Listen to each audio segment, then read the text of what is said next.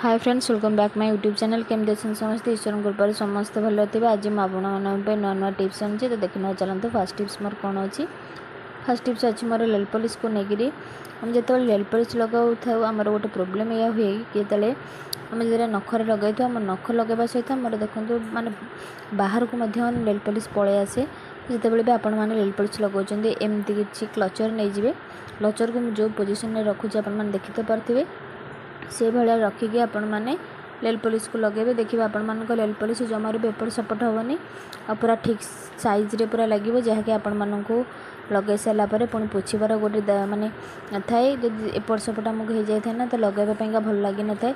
तो यहाँ मुझे आपण लगे देखा देखो गोटे फिंगर मुझे जो लगे क्लिपटा लगे देखो कौ आड़े भी मोर टे इनबालांस है पूरा साइज हो पूरा लगी।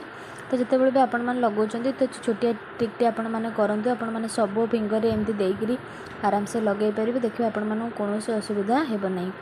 सेकेंड टिप्स अच्छी एमती चाउल को लेकिन जितेबाला आम घरे चाउल यूज करता तो आम टे बहुत परिमाण जितेबाला चाउल थाए से चाउल कौन हुए वर्षा दिन एवं आसला चाउल मोर पोक लगी जाती जहाँकि आमको काढ़ापा बहुत असुविधा होता है। तो जितेबाला आपण मैंने एमती किसी चाउल किसी स्टोर करके रखापी चाहूँगी तो बाहर कौन मेडिसिन आने आपण पड़ोनी। आपण मैंने घरे थिबा जिनस हिं करें। जदि आज वीडियो टी यूजफुल लगे निहाती भाव में लाइक शेयर कमेंट करने को जमार भी भूलनी। और जो मैंने मो चैनल नुआ थे प्लीज चैनल को सब्सक्राइब करेंगे। तो रसुण जोटा कि आम समस्त किचन में आवेलेबल थाए तो रसुण को आपण मैंने कौन करेंगे ना चाउल भितर एमती रखिने ताऊपर चाउल को एमती रखिने जहाँफल कि रसुण स्मेल बाहर भीतर को कौन प्रकार पोक जापर जहाँकि आम चाउल को नष्ट करें ना। आपण मैंने जो थे रखिए टी भल टाइट कंटेनर रखिए जहाँफल कि बाहर एयर से पशिपार ना। तो रसुण जो स्मेलटा थाए फल आपण मानक चाउल खराब होना। आशा करी छोटिया टिप्सटी सब गृहिणी मैंने निहाती भाव में प्रोब्लेम को फेस करते। तो नेक्स्ट टिप्स अच्छी मोर एमती किसी पुराना साया को लेकिन तो जिते आम घरे पुराना साया थाए तो आम कौन कम लगे न था। तो आज जो प्रकार टिप्सटी आपण मान सहित शेयर करी तो आपण मैंने जमार भी फोपाड़े पुराना साया को।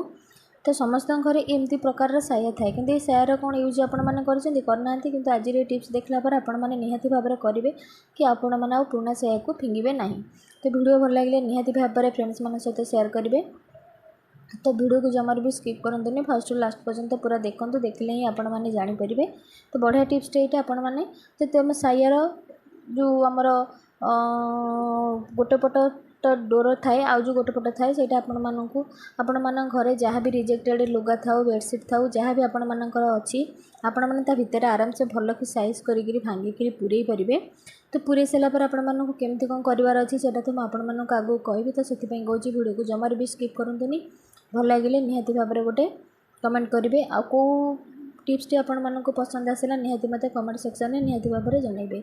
तो देखो ये दुटा को मुझे पूरे सारापर कौन कर तो देखा देखो यहीपट पार्टा जो सायार आमर अच्छी से तो जेहेतु आमर सिलाई मेला अच्छी तो आपण मैंने कौन करेंगे ना एमती छुंची सूतार आपण मैंने सिलाई करेंगे नचेत आपण मैंने हाथ में देखते मुझे जमी करमती करी गोटे रबर दे देवार अच्छी। तो ये गोटे सेप आसीज जब आप सिलाई करने चाहते तो आपण मैंने माने सिलाई करेंगे। तो आर पट आमर जो डोर वाला अच्छे से मैंने डोर सहित से कपड़ा को आपण मैंने फोल्ड करने। तो देखो मुझे जमी करें करार अच्छे अति खूब कम समय मध्य आपने बनीज छुंची सूतार कौन आवश्यकता पड़ो ना। आ घरे भी आमर जहाँ रिजेक्टेड लुगा अच्छी ता भी आमर आपण मैंने व्यवहार करेंगे। तो आपण मान यहाँ करदेला गोटे छोट पिलो हो जहाँकि छोट पिला माने दबाक बहुत पसंद करेंगे आपण मैंने दरकार पड़े देपारे। तो ये डोरटा को आपण मानक एमती बांधी देवार अच्छी तो आराम से आपण मानकर गोटे छोट पिलोटे बनीगला। देखो केते सुंदर भाव में बनीगला।